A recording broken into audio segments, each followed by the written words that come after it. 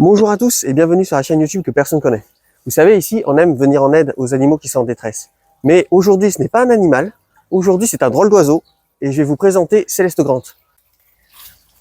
Donc, salut Céleste. Franchement, on est très content de t'accueillir ici. Salut Alex, merci pour l'invitation. Et donc, en ce moment, tu es en périple? Oui, en ce moment, je suis en train de traverser la France avec un tandem. On fait ça dans un style années 50. Je fais ça avec ma compagne.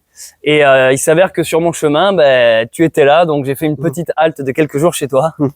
On est très content de te recevoir parce qu'on est ici, on est très fan de ton contenu. Tu sais, on est plutôt du genre à être anti-télévision, anti tout ce qui est médias traditionnels.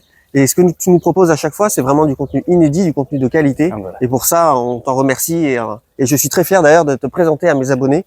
Parce que souvent, je suis plutôt critique envers les choses de la société, mais avoir quelqu'un qui nous propose des choses différentes et des choses de qualité avec de l'émotion et des valeurs ici qu'on défend, eh ben, ça nous fait énormément plaisir. Ah le plaisir est partagé. Merci à toi de prendre le temps de me faire découvrir à ta communauté, à tes connaisseurs, non, comment tu les appelles? Ouais, voilà, je les appelle les connaisseurs. À tes connaisseurs. Et je trouve aussi, moi je connaissais ta chaîne avant qu'on se rencontre pour de vrai, et je trouve que tu fais du bon contenu. Je trouve que tu as une chaîne émergente qui est très originale, je trouve que tu t'investis corps et âme et ça se ressent. Il y a beaucoup d'amour et de passion dans ce que tu fais, que ce soit le jardin ou la vidéo. Et aussi, c'est pour ça que je pense que le feeling est bien passé et que j'avais hâte de te rencontrer. Alors, je sais pas si tu es au courant, mais ici, on est en pleine recherche d'autonomie. Malgré qu'on soit en plein centre-ville, eh ben, on essaye à chaque fois de produire un maximum de toute notre alimentation. Et donc, ce que je te propose, c'est que là, maintenant, on va aller chercher l'intégralité de notre repas de ce soir dans ce petit jardin de centre-ville. Et on va se régaler les bons produits d'ici. Ok, let's go. Allez, c'est parti.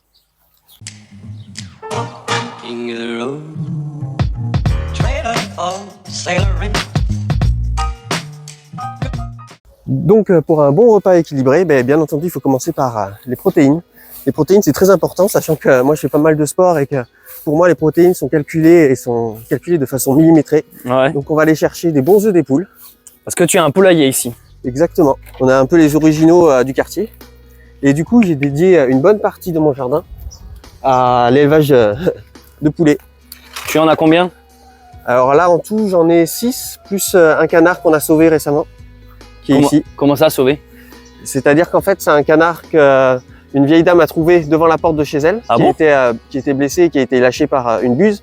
Et du coup, nous, on l'a récupéré et maintenant, on l'a mis avec les poules et il se prend pour une poule, vu qu'il a jamais connu des canards. Oh, pépère. Il a un prénom? En fait, à l'origine, la vieille dame l'avait appelé Pépite parce qu'elle pensait que c'était une femelle. Ouais. Vu qu'il n'avait pas encore pris son plumage de mâle. Et c'est plus tard, nous, on s'est rendu compte que c'était un mâle, donc on l'a appelé Pépito. Bon, alors il nous faut des protéines, mais j'imagine qu'on va pas manger une poule. Ils sont où les œufs? Ici, on a du mal à tuer les animaux, donc on est plus concentré sur les œufs actuellement. Et puis peut-être un jour, on évoluera vers ça, mais pour l'instant, c'est pas encore le cas. Donc les œufs, oui, ils sont tout au fond de la petite forêt. Je te suis, je sais pas du tout où c'est. Donc voilà, en fait, là ici, c'est une volière que moi j'appelle la volière de sécurisation. Parce que sachant qu'on est en ville, on a ici des gros problèmes avec des rats, bien entendu. On n'a pas de renards, vu qu'on est en ville. On a... Des rats? Ouais, des rats des villes. Et ils vous bouffent les poules? Ils ne bouffent pas les poules, mais par contre, ils mangent les graines et ils font du dégât. Ok. Donc c'est pour ça que j'ai mis une volière de sécurisation.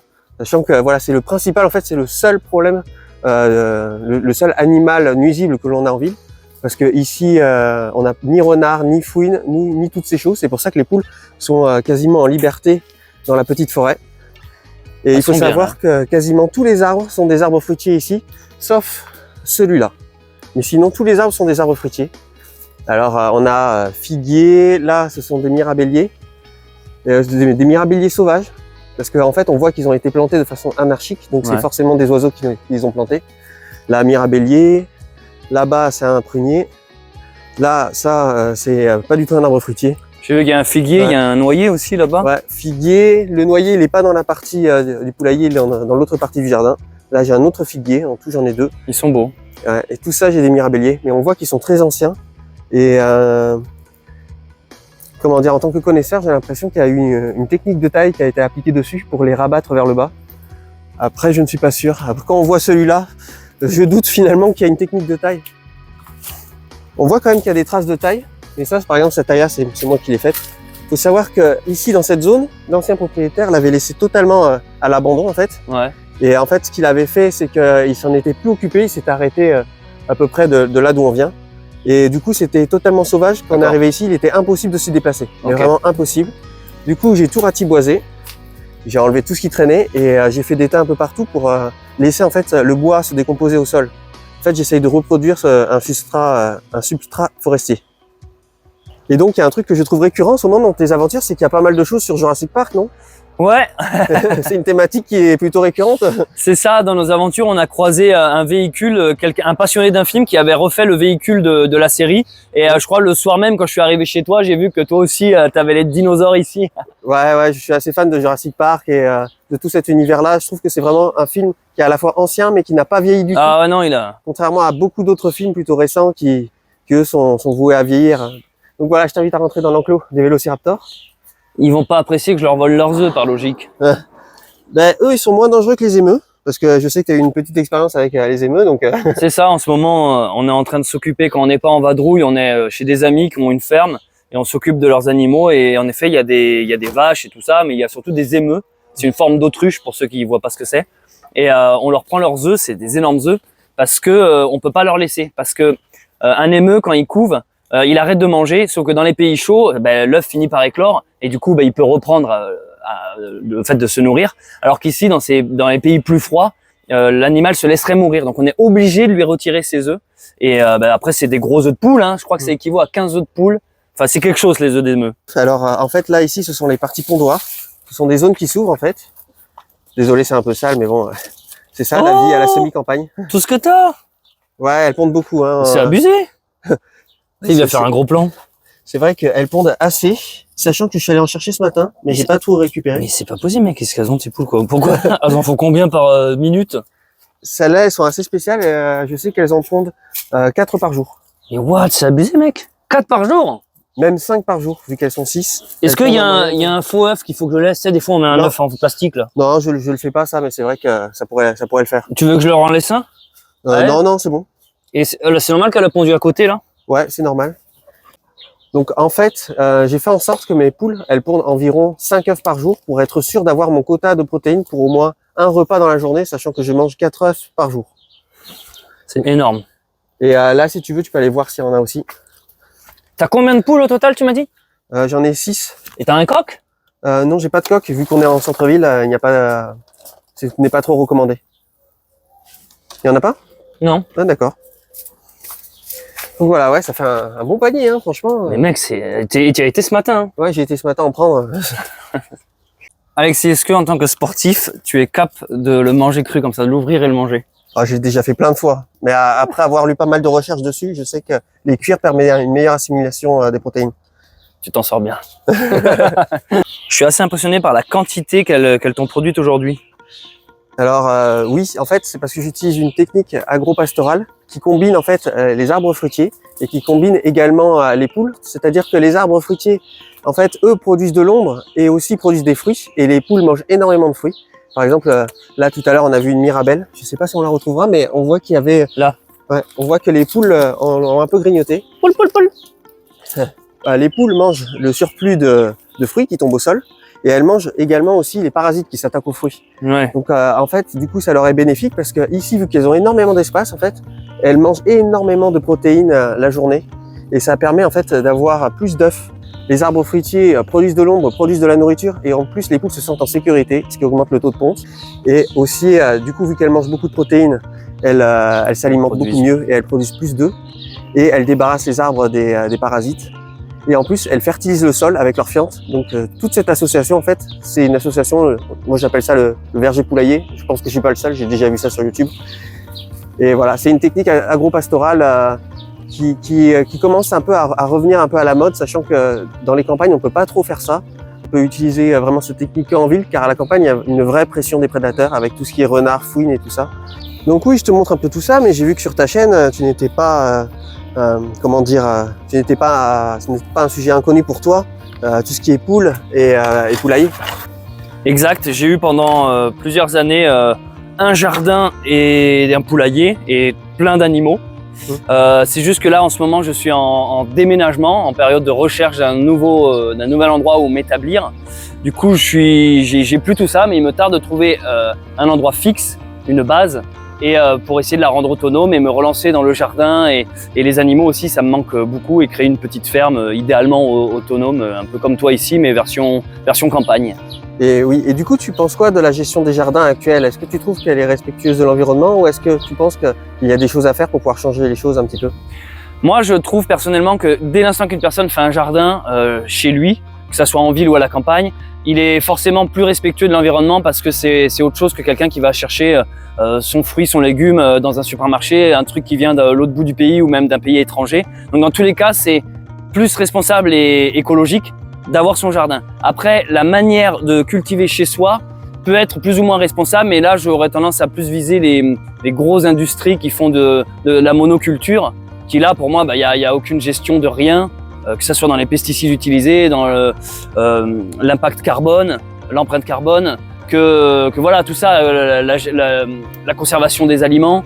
Je trouve qu'en fait, dès l'instant que quelqu'un s'intéresse même un tout petit peu à essayer de faire son propre jardin, c'est déjà un premier pas vers l'autonomie et finalement la responsabilité écologique.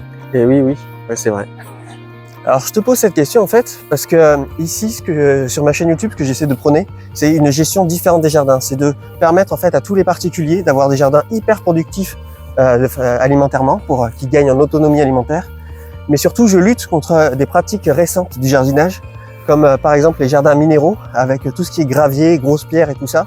Et aussi les jardins en moquette ou les jardins béton. Des pratiques qui sont assez courantes dans les grandes villes, comme ici par exemple. C'est-à-dire faire un jardin sur quelque chose de synthétique, c'est ça? Alors, en fait, les gens, ils ont tendance à recouvrir les pelouses, ouais. à détruire les terrains, à les retourner aux motoculteurs et à détruire les pelouses, pour ajouter, pour faire un gazon synthétique et planter des arbres un peu partout pour que ça reste un peu dans l'esprit naturel. D'accord. Oui, donc Céleste, tu vois, ici c'est une petite chaîne YouTube, hein, j'ai commencé il y a pas longtemps. D'ailleurs, personne connaît, le nom n'est pas là par hasard. Et j'ai vu que toi sur les réseaux, tu es quelqu'un de plutôt connu, entre guillemets, c'est-à-dire qu'il y a quand même pas mal de gens qui te suivent, non? J'ai bientôt plus de 100 000 personnes qui me suivent. Après, c'est une chaîne un peu différente de la tienne, dans le sens où moi, elle est très axée voyage, randonnée, bivouac. J'aime des fois dire aussi un peu survie, parce que je montre comment se débrouiller avec peu de choses.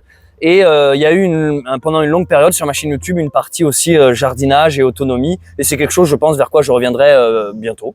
D'accord, ouais, ça sera avec plaisir. Comme ça, on fera des vidéos où on parlera un peu de ces sujets qui nous tiennent à cœur. Exact. Les jardinage et autonomie. Je pense que je viendrai vers toi pour te demander des conseils, parce que j'apprécie vraiment ton jardin. Je le trouve beau, je le trouve harmonieux. On voit que tu as été paysagiste, on voit que tu as beaucoup que tu sais en fait. C'est pas hasardeux. Et donc, ouais, je pense que je viendrai te piquer des idées. Ah, ça sera avec plaisir, et puis je pourrais peut-être t'aider. En plus, toi, tu auras sûrement un plus grand terrain, vu que toi, tu es plutôt du genre à la campagne. Moi, je suis en pleine ville, donc à Bordeaux, c'est sûr qu'on n'a pas la même taille en matière de superficie. C'est ça. Et il y avait quelque chose qui m'a beaucoup touché dans ton concept et dans ton style de vidéo. C'est parce qu'en fait, moi, faut le savoir, même mes propres abonnés ne le savent pas, mais je suis un grand fan de science-fiction. Il y a une patte artistique que je trouve très intéressante dans tes vidéos, c'est que tu es dans tes aventures, en fait, tu fais du minimalisme, tu fais un peu comment on peut appeler ça, tu vois du roleplay, hein, ouais, tu fais du roleplay minimaliste, mais un peu de la décroissance en quelque sorte. Ah oui.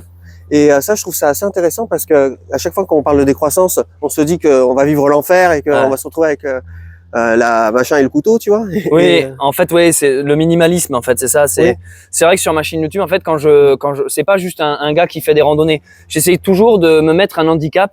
Donc là, par exemple, en ce moment, je suis en train de voyager comme dans les années 50. Donc, j'ai pas le confort moderne, j'ai pas les objets technologiques et tout ça. Et c'est aussi une manière, comme tu dis, de prôner la décroissance et le minimalisme aussi, de montrer que finalement, avec peu de choses, on peut s'en sortir. Ouais. Et vu que je viens d'un milieu, moi, à la base, cinéma, vidéo, j'ai tendance à mettre ça en scène avec des beaux musiques, des beaux plans. Et je pense que c'est ça que tu apprécies, ce côté un peu fiction, comme tu peux dire. Je trouve que tu as une démarche qu'on pourrait assimiler à quelque chose dont j'ai beaucoup parlé sur ma chaîne prochainement, c'est du solarpunk. Est-ce que tu vois ce que c'est le solarpunk? Tu m'en avais touché 2 mots, mais je te laisse le définir mieux que moi. En fait, le solarpunk, c'est un dérivé du cyberpunk et du steampunk. C'est assez compliqué, j'en parlerai longuement une prochaine fois, parce que c'est assez long comme sujet. Mais grosso modo, ça serait un peu le monde idéal, c'est-à-dire on irait vers une décroissance tout en restant proche des technologies. Les technologies permettront de nous faire gagner du temps.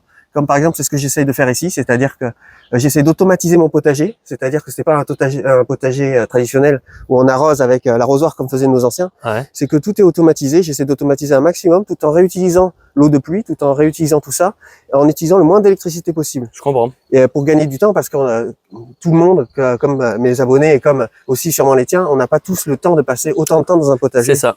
Et donc de pouvoir automatiser les choses, tu vois, ça pourrait être intéressant même pour toi qui a une vie plutôt nomade et qui a tendance en fait à partir à l'aventure, d'avoir un potager automatisé, ça te permettrait de garder de l'autonomie, mais tout en gagnant du temps et tout en pouvant continuer ton travail et ta passion. Je suis d'accord avec toi. Après, je pense qu'un bon jardin, quand il est bien réfléchi comme le tien, on va naturellement vers ça. J'ai l'impression. Ouais. Il n'y a pas besoin de se forcer. J'ai l'impression que si tu réfléchis 2 secondes, on va dire intelligemment, naturellement, tu vas trouver des solutions pour automatiser la productivité finalement. Parce que moi, j'aime bien aussi qu'on essaye de se rapprocher de la vie de nos anciens, comme le faisait à l'époque. Je trouve qu'à l'époque, ils avaient un savoir-faire et des valeurs qui se sont un peu perdus. Et c'est quelque chose que j'ai envie de mettre en avant dans mes vidéos. Et je pense que c'est aussi quelque chose que toi, tu mets finalement en avant dans les tiennes. Ouais. Et en parlant de ça, justement, dans mon potager, il y a pas mal de légumes qui sont assez récents, mais il y a aussi des légumes anciens. Et on va aller en chercher un. Est-ce que tu connais le chou de Banton? Non. C'est un chou qui a été remis au goût du jour par des chefs étoilés. Et c'est un chou qui est un légume ancien qui a la particularité de ne pas fleurir. Et donc, du coup, il est quasiment perpétuel. D'accord. On va le récupérer, il est juste à côté, là. C'est parti. Donc, je t'en prie. J'ai plusieurs choux de Banton, en fait. Sur chaque bande de culture, j'en ai un. Donc là, j'en ai un juste ici. Waouh. Et donc, c'est la famille du chou.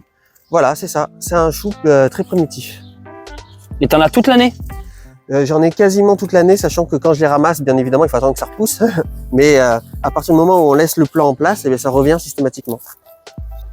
Alors en fait, tu vois, quand on ramasse le chou de Banton, il faut pas le ramasser jusqu'au ras du sol. En fait, il faut toujours laisser les tiges et c'est de là vont repartir des nouvelles pousses, car c'est quasiment un arbuste en fait. Ça a une construction assez arbustive. Et comme tu peux le voir, je n'utilise aucun pesticide ni aucun produit chimique. C'est pour ça que les feuilles sont trouées. C'est parce que, bien entendu, les animaux viennent se servir également, surtout les insectes. Oui, mais ce que tu m'expliquais, c'est que toi, ta stratégie, c'est plutôt que d'avoir collé tous les pieds ensemble, tu as mis celui-là ici, comme ça, lui s'est fait attaquer, alors que les autres qui sont un peu plus loin n'ont pas subi d'assaut. Oui, voilà, ça c'est une des bases classiques de la permaculture. Éloigner les plants entre eux. Voilà, ne pas faire des monocultures et faire plutôt un mix de cultures pour pouvoir éviter que si jamais il y en a un qui attrape une maladie ou un ravageur, que ça se propage sur tous les autres. Donc oui, tu sais Céleste, malgré qu'on soit en ville, on a quand même réussi l'exploit d'atteindre l'autonomie à 100% en légumes. Et par contre, il y a une règle qu'on doit toujours respecter ici, c'est qu'on essaye toujours de manger 2 légumes de familles différentes par repas. D'accord. Et donc là, je te propose de prendre un deuxième légume du coup, et je vais te montrer un autre légume perpétuel que l'on a ici. Et donc ce légume perpétuel, en fait, c'est ce qu'on appelle de l'oseille. Une fois qu'on l'a planté, il est là pour toujours. Et en plus, il se répandra un peu partout dans le terrain, et ça fait un bon apport de vitamines. Donc Céleste, maintenant qu'on a les légumes, c'est-à-dire qu'on a 2 légumes de familles différentes, ce qui est plutôt varié pour un repas, ce qui nous manque bien entendu, c'est les féculents. Et donc pour ça, je te propose des bonnes pommes de terre du jardin. Ça a permis à des peuples de survivre à de terribles famines à travers l'histoire. Et c'est vraiment un légume intéressant, surtout quand on habite en ville, parce qu'il produit énormément, même sur une toute petite surface. Let's go. Désolé si on entend un peu de bruit en fond, vu qu'on est en ville, bien évidemment, on n'est pas dans un silence parfait. Donc là, ce sont des pommes de terre. Ce sont des pommes de terre de type grenaille rouge un peu. Et je me souviens plus de l'espèce parce que je plante plein de variétés de pommes de terre différentes pour varier en fait l'apport des acides aminés. Elles sont belles. Là, t'as vu? Incroyable. Et sachant que ça va être la 3e fois que je récolte cette année et que je viens à peine d'en planter il y a seulement quelques jours, que j'ai fait d'ailleurs, que j'ai montré en vidéo. Parce que j'ai ce qu'on appelle une stratégie de culture qui permet en fait de récolter des pommes de terre quasiment toute l'année et du coup d'avoir une certaine autonomie. Ma stratégie consiste à échelonner les récoltes et à échelonner les cultures en se basant sur l'horloge biologique des plantes et sur la rotation des cultures. Et du coup, ça permet vraiment d'être quasiment autonome en pommes de terre, quoi. Puis-je vous poser une question, monsieur? Oui.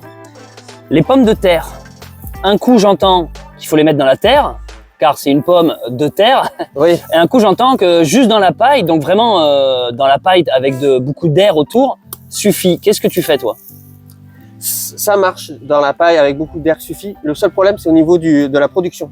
En fait, il vaut mieux mettre dans la terre et de buter et après de rajouter une bonne couche de paillage par-dessus. À la limite, je recommanderais même de plutôt planter dans la terre et au lieu de buter, de mettre directement une très grosse couche de paillage. En fait, ce qu'il faut, c'est éviter que la pomme de terre soit au soleil parce que si elle est au soleil, elle devient verte et elle devient toxique et impropre à la consommation.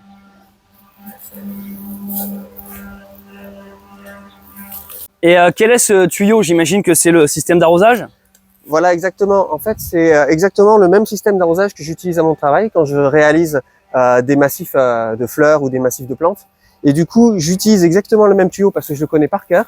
Et il a la particularité de fonctionner même avec très très peu de pression. Mais quand je dis vraiment très très peu, c'est-à-dire que même une cuve de 1000 litres suffit à fournir suffisamment de pression en fait pour arroser le potager. Il n'y a pas besoin de mettre, comme beaucoup le font en fait, mettre une pompe ou utiliser de l'électricité. Juste la pression de l'eau mécanique suffit. Donc là, ce tuyau est relié directement à ta cuve de récupérateur d'eau de pluie. Voilà, c'est ça. Et quand tu ouvres le robinet, exactement, directement. En fait, il est relié d'abord à un programmateur qui diffuse l'eau au moment où j'en ai besoin. Comme ça, j'ai même pas besoin d'ouvrir le robinet moi-même.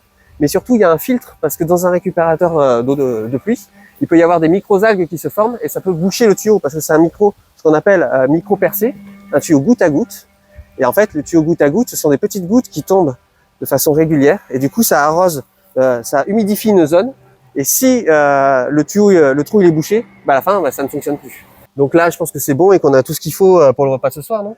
Oui, mais je me permets de rajouter quelque chose parce que moi, dans mes vidéos, j'aime bien mettre en avant les plantes sauvages qui sont comestibles et aussi médicinales. Et j'ai vu que chez toi, il y avait le choix. Alors, je te propose qu'on en rajoute deux. On va commencer par le plantain lancéolé qui est là. Ah, d'accord. Le plantain lancéolé, je crois qu'on en voit tellement qu'on le voit plus. Tout le monde marche dessus. On le reconnaît grâce à ces petites lignures qu'il a sur la feuille.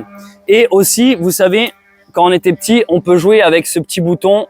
Ça permet de faire des petits missiles pour embêter ses copains. Ah oui, je l'ai déjà fait en effet. Et du coup, ces plantes-là sont comestibles. Mais mieux que ça, si vous vous faites piquer par les moustiques, vous pouvez directement anesthésier la zone. Donc c'est très utile pour ça.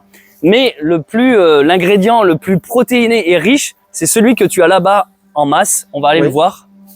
Alors, il a longtemps été considéré comme une mauvaise herbe. Et pourtant, à l'époque, dans les campagnes, tout le monde en mangeait. C'est l'ortie que vous connaissez tous, considéré comme un légume. Alors plus exactement, c'est un légume-feuille. Et il se mange cru. Attends, mais tu vas le toucher comme ça? Oui, oui. Tu vas te déglinguer les mains là, non? Non. En fait, il y a une manière de le prendre. Il faut pas rebrousser le poil dans le sens du poil. Et je vais pas seulement le cueillir, je vais vous le manger en direct. Attends, te blesse pas en vidéo quand même? Il suffit de le rouler comme ça, vous voyez. Vous cassez les petits poils, les épines, et donc on va dire le côté urticant, et vous pouvez simplement le manger. C'est très bon. En fait, ce qu'il est déconseillé de faire quand on mange des plantes sauvages crues, c'est souvent qu'il peut y avoir des petits parasites. Alors je pense à des insectes ou de l'urine d'un animal sauvage. C'est pour ça que là je l'ai pris en hauteur. Il faut savoir aussi que vous pouvez privilégier plutôt les petites feuilles, les jeunes pousses. Là on voit que ces orties sont quand même un peu plus âgées. Vous voyez ici, il y a des petits pucerons. Voilà, je vais éviter de cueillir cela. Après, ça fait une source de protéines. Ça fait une source de protéines. Et au pire, il suffit simplement de les rincer. Donc ouais, là, je me régale. Je me pique pas du tout là. Il y a aucune ni dans la bouche ni dans la main. Mais c'est dingue. Parce que moi, je l'ai fait sécher et je l'ai fait bouillir pour retirer les piquants, mais malheureusement, tu perds en nutriments en les faisant cuire ou bouillir. Il faut savoir qu'ils sont très riches en vitamines A, B, C et en minéraux, magnésium, fer, potassium, phosphore. Et surtout, c'est une ultra riche en protéines. Voilà, ils sont riches en protéines, les orties. Et donc maintenant, pour les manger, bon, on a déjà pas mal. C'est surtout que je voulais te montrer, mais on peut quand même s'en prendre une ou deux tiges. Donc tu arrives à les prendre en pleine main, je trouve ça hallucinant. Qu'on nettoiera. Ah oui, ça, j'ai envie de dire, c'est presque une habitude au final. Ouais. Lui, par exemple, il est monté en graines. C'est pas spécialement les meilleurs. Bon, maintenant que je l'ai cueilli. Et j'imagine que vu qu'en ce moment tu as une vie un peu comment dire, un peu nomade, surtout dans ta dernière aventure, dans l'aventure que tu vis en ce moment actuellement sur YouTube. Dans le sauvage, ouais. Et du coup, ça t'aide de pouvoir trouver de la nourriture quand tu es dans le sauvage. Exactement. Souvent dans le sauvage, quand on passe dans des villes, on achète un bout de pain, enfin de quoi tenir pour le reste de l'aventure. Mais c'est assez fréquent qu'on glane ce qu'on trouve, tant dans les plantes sauvages que dans les petits fruits, que dans les petites baies. Finalement, quand on s'y connaît, c'est bête à dire, mais tous les jours, vous vous rendez pas compte sur quoi on marche. En fait, on écrase constamment de la nourriture qui est non seulement comestible, qui est bonne, mais surtout bonne pour la santé, et pas seulement en goût. Et oui, puis j'ai entendu dire que les légumes qui ont tendance à pousser tout seuls dans la nature sont plus riches en vitamines que les légumes qu'on contrôle la pousse, qu'on arrose. Exactement. Parce que le légume ou la plante, c'est mieux pour elle qu'est-ce qu'il lui faut. Donc, elle va chercher ça elle-même, les nutriments, dans le sol. Et généralement, si elle pousse à un endroit, c'est qu'il y a une raison. Donc, par exemple, ici, c'est parce que tu as un sol riche en azote. Souvent, là où les orties poussent, vous remarquerez, c'est sur des vieux tas de fumier ou ce genre de choses. Et il n'y a pas meilleur nutriment que ça. Donc là, ça veut dire que tu as un sol riche et très bon. Ça, c'est grâce aux poules qui ont fait caca là. C'est pour ça. Tu vois, Céleste, en très peu de temps, on a quand même réussi à se faire quasiment un repas équilibré. Et là, on a les féculents, on a les protéines, on a les légumes avec toute une variété, notamment un légume qui est très riche en vitamines, vu que c'est toi qui es allé chercher, mais surtout que c'est un légume qui a poussé tout seul, un légume feuille. Et il manque peut-être une petite chose. En fait, ce qui va manquer, ça va être Un verre de rouge. Ah, oui, peut-être. Mais dans tout ce panier, malgré qu'on a un repas quasiment complet, il va manquer une petite source, il va manquer une source de lipides. Et pour la source de lipides, ce qu'on fera juste avant de manger, on mettra un bon émietté de noix, car j'ai également un noyer qui pousse dans le jardin. Eh ben, je te remercie Alexis pour cette journée dans ton jardin. Je suis fortement étonné que tu aies autant de choses sur une si petite superficie. Si aussi les jeunes de ton âge, je dis ça, on a le même âge, mais si en fait il pouvait y avoir plus de notre génération qui s'intéressent à ces choses-là, qui sont souvent malheureusement considérées comme des trucs de vieux ou de la génération d'avant nous, je trouve ça excellent. Encore bravo et surtout merci pour ton accueil, et il me tarde de déguster tout ça et qu'après on aille se faire une grosse séance de sport. Ah oui, ça sera peut-être sur ta chaîne. Mais dans tous les cas, moi ce qui me tarde, ça va être de pouvoir continuer à suivre ton aventure sur YouTube. Eh oui, dès demain je repars de chez toi pour continuer à pédaler direction la Méditerranée. J'espère que la vidéo vous a plu. Si elle vous a plu, n'hésitez pas à laisser un like. Et si vous allez après cette vidéo sur la chaîne YouTube de Céleste Grant, mettez-lui en commentaire de sa dernière vidéo. Maintenant, on te connaît, pour lui faire une petite blague. Allez, salut!